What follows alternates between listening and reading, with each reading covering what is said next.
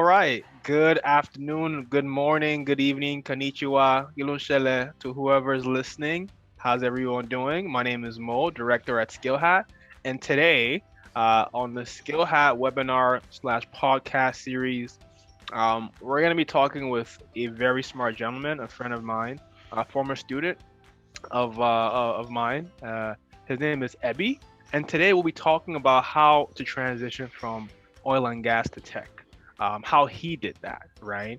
And that's going to be super exciting to talk about. The world of oil and gas is a great place to be. However, some folks want the exposure to technology projects, being able to lead software projects. So this conversation will focus on how to transition from kind of oil and gas management, oil and gas project management and analysis to technology and software development, software project management. That's what we're going to be talking about today. And we'll talk about that in context of Ebi's experience and how he was able to do that. So, for those of us who are just joining anyone of SkillHat's podcast for the first time, SkillHat is a training and staffing company. We provide expert instructor-led training and career development to position motivated professionals for dream careers, to launch motivated professionals into dream careers. We have a number of programs such as IT project management, Scrum, product management, user experience design, and business analysis. So thank you to everyone. Welcome, Ebi. Ebi, how are you, buddy? I'm doing good, man. Thanks for having me. Thanks for being here. It's been a pleasure. It's been great meeting you, working Yeah, with you initially, and I think it was 2019, right, 2018, right. Yeah, the year thereabout. pre-COVID. You got Hmm. lucky. Got in, Yeah, just before everything went crazy. right, right. But tell us Yeah. more about your current role today, actually. Yeah, so thanks for having me again. Yeah, my current role right now, I work as an Agile project manager in the aerospace industry. So I work for a airline manufacturer, actual building of planes or aircraft. And my role within the organization is to define the future, plan and define the future in terms of project, program, and portfolio management for the organization. Got you. And then also another 50% of the role is developing short-term business solutions for ease of workflow for different functions within the organization. So, Got it. So a yeah, lot of the work involves almost like consulting, process design, future state design of how work should flow in terms of exactly, how projects should be managed, exactly. etc. Right? So this is a Processes, putting processes in exactly. processes in place, and then attaching the tools to that behind Exactly. after the processes So has it's been always people, process, technology, right? Processes don't work exactly independently without right. the people, without the tech. Okay, Hmm. great. Thanks for that. Let's talk about what you were doing in petroleum engineering before you transitioned into technology project management. Sure. So I was a reservoir engineer, and what a reservoir engineer does, in a nutshell, is that they're in charge of ensuring that the resources are there and that the company is using the most efficient way to extract those resources. Got you. They're also in charge or responsible for looking out for new opportunities in terms of new resources or new barrels that the company could put on their balance sheet. And, there are these things we call workovers, which is essentially fixing bad wells or wells that aren't functioning or underproducing. That's another big part of it as well. You do the technical analysis on what is underproducing and come up with a plan to get it to where mitigate that risk in terms of loss of barrels. So those are a few things that a reservoir engineer does. Thank you. So Yeah. how long were you doing that for? How long were you reservoir engineer in petroleum I was a engineering reservoir for? engineer for 8 years plus. In conjunction with that, I was doing project management as well within the energy industry. So, I was lucky enough to be involved in doing the technical analysis and then managing the project in terms of taking what we have on paper on computers and actually executing it in real life, Hmm. actually going out there, either fixing a certain well or getting a well drilled and all of that, managing that whole process as well. So, yeah. Great. So you had that transferable experience of analysis and then leading teams, soft Hmm. skills, execution. Um, Exactly. so I guess for you, you had those transferable skills, but what made you want to move into technology and agile? Stability. Mm, Stability was a key factor. For me, I started out what in the late 2000s in the energy industry, and since then there've been like five downturns, right? hmm So for me, it seemed after 15 months everything stabilizes, and then all of a sudden there's a downturn. You're scared for your job. That lasts maybe a year. Things go back to normal. Another year or so. So it kept repeating. It's a repeating cycle, and the energy industry is cyclical, right? So and with the geopolitics in the world today, there's been a lot more interruptions in in the stability of the oil industry than there have been in previous decades. So I really just wanted some where I could take the skills I had and sort of apply them and just hit the ground running and continue my career in something else. So, hmm I did some research and then I saw, well, project management might be the way to go. And, here I am. Sounds good. So let's talk about your past. Before we Hmm. do that, um, we'll just take a quick break. Okay, Ebi, thank you. So let's talk about your path to transitioning. Hmm. And I'm curious to know, first of all, what was your mind state? You talked about doing research. What did you find? Then, what steps did you take to transition in terms of development? What skills did you have to learn? Let's talk about those two first of all. Okay, so like I said, what I had to do in terms of transitioning, first of all, I took the time to do some research, looked at the comparable pay in terms of what a project manager could average salary is.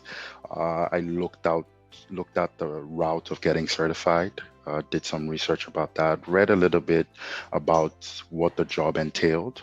Also, took the time to look at LinkedIn and all of that, and look at job descriptions and see if that's where I really wanted to be. So, looking at that, I began to draw a lot of parallels between what I was doing and project management.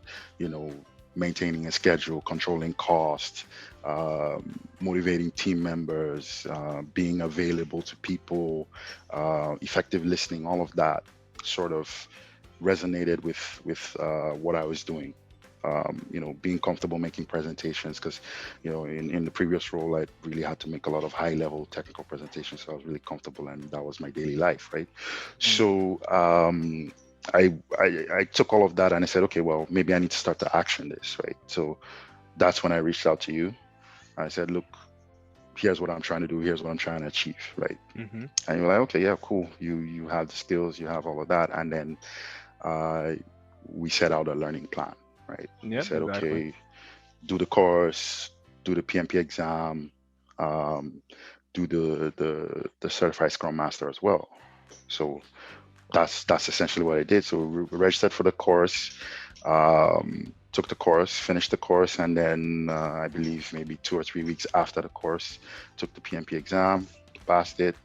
Um, Once that was done, I waited a month or two, and then took the CSM, passed that one as well.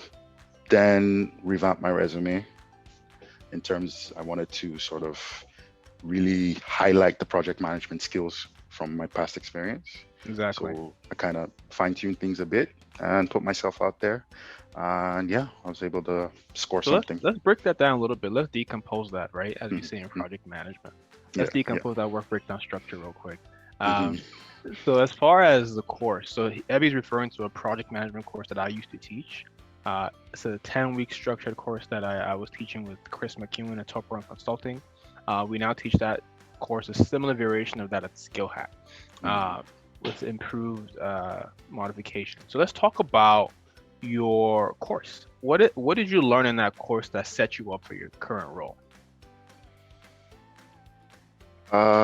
Everything about Agile. Say half the course was Agile. So, and at the time, I knew zero about Agile. So, I was able to, learn the basics. I would say that essentially that course sets you up to pass the CSM exam anyway. Hmm. But, I was able to learn what Agile was, the nuances, the ceremonies you have to perform and all of that, the aim, the way of working, the methodology, all of that. I was able to pick all that up, and that really helped me in getting my role because, like I said, my role currently is 50% or more agile. So, it's good. At the time I came to you guys, I didn't know what agile was, and here I am now working as an agile project manager. So, Yeah, and so let's talk about how long that was, just to give context to listeners. Between when you mhm, made that decision, let's say the first day of enrollment, first day of learning, and mhm. when you got your first job, how long was that? How many months or years? Um, it was about 9 months. Okay, end Nine to end. months. That's a really good Yes, timeline. end to end. Yeah, it's about 9 months. Yeah. Great, great. So, Let's talk about the resume side of things. What did you mhm. find that was important to highlight in the resume to showcase your experience leading projects, your transfer experience going into tech from an oil and gas background? um, again, you're just highlighting the transferable skills, right?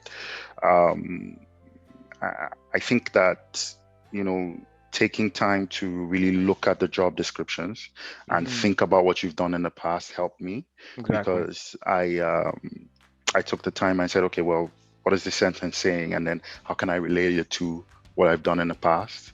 And then sort of come up with my own version of what is relatable to what I've done in the past. So, you know, that was really key in terms of putting up a resume. But Hmm. I was lucky enough that I was able to with my resume be able to convert a lot of interviews, Hmm. and that's where the cake was in terms of convincing them that okay, look, even though I've not had a lot of years in tech or doing software or doing anything outside of oil and gas, I have these skills that you need and that I can provide to you. So that's kind of my Excellent, strategy. excellent. Yeah, and that's the right way to go. Thanks for highlighting that. So now Mhm. you're in tech. You've Mhm. been in this role for I believe it's close to a year now, right? Yeah, How about do a you year. do you like it? Do you love it? Do you hate it? Yeah. It's a love-hate relationship, right? Because yeah, what you're trying to do is noble and nice and all makes sense for the company. It's exciting work, but at the same time, there's always something that gets in the way of achieving what you're trying to achieve, right? So, but overall, I would say I'm enjoying it for sure. I'm definitely Great. enjoying it. Do you miss? I'm sure you miss stuff about petroleum engineering and reservoir engineering. What do you miss Eh, about that? yeah, I miss the being technical, right? Hmm. I miss being working with numbers all day, working with simulation all day, having those high stress presentations where you have to go to a gate meeting and present your technical work so that they can give you $200 million to do XYZ, Mm. right? So yeah, I miss that high pace environment. Not to say that I'm not currently in a high pace environment, but you know, Maybe you mean high stakes then? yes, I guess, yeah, exactly. The word's high stakes. Yeah, high stakes. Because here, we're trying to do something, but we have a 5 year timeline to, Yeah, to to yeah. work through it. But over in the energy industry, you're trying to do that repair or you're trying to drill that well as soon as possible so you can begin to to, Yeah, to because the recover your capital cost. investment is so high, you need to turn it around Exactly. so quick, and the risk is so much. And Yeah. that's one thing I find. So I find that in tech, Yeah. so before I make my statement, I'll ask you, what do you think is a higher barrier to entry? So let's say I have no skills and I hmm want to learn some skills. I could learn skills to get into oil and gas engineering, Yeah. petroleum engineering, project management there, or tech hmm product management. If I do both, or if I do either, which one has a higher barrier to entry from your experience? You've done both now. Definitely say the energy industry So it's because harder to get in there. yeah, it's harder to get in there. Okay, so take myself for example. I have a bachelor's in engineering, I have a master's in engineering, and that's what took me into that role where I was performing at that level. But here, if you have a bachelor's in commerce and you take the PMP and you take the CSM, you're pretty much at the same level I am right now. Interesting. So Yeah. Yeah. It's interesting, but you Yeah. know, yeah. So what do you not miss about when you were a petroleum engineer and or a project manager in petroleum engineering? What do I not miss? The heavy workload. The heavy workload and the stress of I mean, although you enjoy it while you're doing it, it's constant work, trying to finish this pack or the other and present to this vice president or this for this approval or this gate. So it's never ending. But Hmm. here, at the beginning of the project, you strategically plan, get all your approvals, and you execute. And then, of course, we still have steering committee and gates as we go along, but it's not quite as stressful as it was before. So, Good, yeah, good, good. yeah, So I guess you're better off. You're happier, so to speak. And yeah, there's sort of. not that you're not as affected by the market fluctuations and political instability. So Exactly, Kim Jong Un exactly. says something to Donald Trump. Hmm. Trump gets pissed off. Doesn't affect you as much, right? Tech, you're Yeah, kind of exactly. insulated from Doesn't. that, I'm right? insulated from that right If now. you If think Russia about, decides to cut off, or if Saudi decides to drop the price of oil today, well, it doesn't affect me because yeah, I remember, back when I was in the industry when something similar to this happened. I think there was a spat between Saudi and Russia, and I was sitting at a table there in our workroom. My geologist and geoscientist and drilling engineer, we're all talking, and we're like, "Yo, this just happened. The plans we have for the rest of the year are done." And mm, it was true. All the projects were canceled. yeah, We had $500 million of work in the pipeline. Everything was canceled. mm. Really high So stakes, really high yeah, stakes really high internally, stakes. and then you're significantly affected by market conditions. I Exactly. found that I've only ever worked in tech and a Mm-hmm. small stint in construction when I built a small campus for a tech company I was working at. Mm-hmm. Uh, as far as a campus meaning a hostel for our developers. And I haven't found that I was significantly affected by the market conditions. So even with Mm-hmm. COVID, it's crazy Yeah. tech actually went up during COVID, Right. right? Exactly. Exactly. And regulation does not affect tech as much, Mm-hmm. although there is some regulation, but we can quickly respond to it. So Yeah. regulation Yeah. around privacy and security. Mm-hmm. With Zoom faced a lot of hacks, and there's a pipe to clamp downs on companies to be more secure. There's Mm-hmm. Mark Zuckerberg doing a deposition for the Senate, but you go there, you present, you make an adjustment right there. Exactly. I feel like Exactly. tech is kind of insulated a little bit from Mm. market conditions. Tech sometimes even drives the market conditions, interestingly enough. Right. Um, Right. so that's interesting, and that's Mm-hmm. something that's a whole other topic to talk about. So now that you're in tech, what do you think are some misconceptions of the role that now that you're in, you realize, oh, okay, this is not what I thought it was, Yeah. or now that you're in, you realize, hey, I thought it was this way, but it's a little bit different. I'd say the biggest misconception for me was that everybody has to know how to program Mm, or has to, be able to write code, right? Yeah, I dabbled in trying to learn code and all that. It wasn't for me. So I kind of abandoned that. But yeah, to be in this kind of role, you're sort of managing the whole thing. You're not a subject matter expert, so you hmm don't need to know how to code. And that was really, really relieving to me, you know, after working in this role for a while, knowing that, okay, I have my developers and my testers and all of that, and they're the subject matter experts. I Yeah, just go to them for exactly. advice. I'm here to manage the whole thing. Yeah, That's, yeah. exactly. In tech, there's a lot of delineation of responsibility where each Yes. person can do their thing, right? And I Mm-hmm. like that. So you're a project manager, you manage the project, you're a developer, you code, you're a designer, you do your user experience design, Yeah. you architect the solution. And people wonder, like, how do you have so many people doing work and you're still creating value? Well, that's what tech does. Once you Right. build that product for you, it's infinitely scalable. We build it once, you can use it, for a long time. There's not a lot of maintenance costs. So the True. nature of the cost to develop a product in tech Hmm. could be high, Yeah. but down the line, the long-term investments do scale Hmm. with marginal operating costs. Then you have something called operational leverage, and Right. that's very exciting to learn about. And we teach some of that stuff in our SkillHat product owner courses. So let's talk about any advice that you might have. We're coming to the end of this session, and I Hmm. love how it was so short. We're only 20 minutes in. but a lot has been shared, a lot has been learned. Thank you, Ebi. Is there No anything worries. else you wanted to highlight, and any advice you have for anyone who's trying to transition as well? Before I ask that question, first Yeah. question, sorry, is this a trend? Do you see a lot of people trying to do this, trying to transition from oil and gas and energy Yeah. into tech? Yeah, unfortunately, it is a trend. I'm just trying to look back and look at my colleagues that are around my age and were in a similar role that I was in. Hmm. Um, a lot of them have left the company and gone on to do MBAs or are in project management or something else. Mm, So it's a trend. The oil and gas industry, of course, is experiencing some great challenges right now.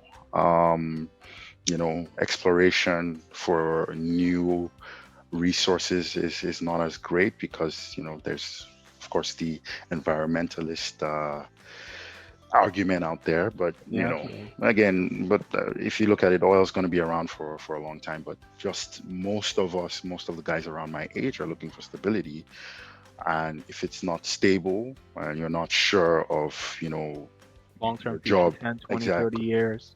Exactly. Not even 10, 20 years, because I mean they're going to be there 10 years, but I'm talking 6 months to 18 months. Yeah, you're Mm, not sure that I you're see. gonna. It's a lot Yeah. more volatile in the short term. Yes, it's way more volatile in the short term. I mean, you could be on the bench for a year, you come back, you get another great job, and do that for 3, 4 years, and then another downturn. So Mm, long term, I wasn't looking for to continue in that trend. So just although yeah, it might be paying slightly less, but the fact that it's stable makes up for that. yeah, great. Yeah. Thank you. That's all from me. Hmm. I've learned a lot. It's good just peeking into your mind. I learn from our Appreciate that. students every day. If you're looking to take a program with SkillHat, get into tech, we're always here to help you. Hmm. Skillhat.ca. So tell me more, sorry, not tell me more. Give the audience any kind of advice that you have to them for transitioning, if they're thinking of transitioning. Is there anything that kept you motivated? Is there any kind of parting words you want to leave with those listening? I would just say, if you're thinking about it, thinking about making a move, and especially if you're a petroleum engineer or a reservoir engineer in particular, I believe that in the industry we have a lot of transferable skills that are useful in the tech world. So, if you're thinking about it, do your research. You know, talk to folks. Talk to folks like Mo. Mo's very helpful. He guided me through the whole process, and we laid out a study plan, and what the achievements and milestones were, and it was pretty for me. I think it was pretty easy to get through the whole thing. So if you're thinking about it, yeah, reach out to him, and for sure, you won't regret it. You'll It's been a find yourself. pleasure. Thank you, Ebi, for being Yeah. such a gentleman, for being Mm. so studious. You embody a lot of the values that we at SkillHat embody in terms of that discipline, that rigor, that brilliance, that study. I know you get off Facebook and you get your face in a book. That's always good. Exactly, So right. thanks Yeah. for this as well. Thanks for this Hmm. podcast. It was very helpful. Yeah. Thank you, Ebi. Thanks No to all who listen as worries. well. Yeah. Thank you so much.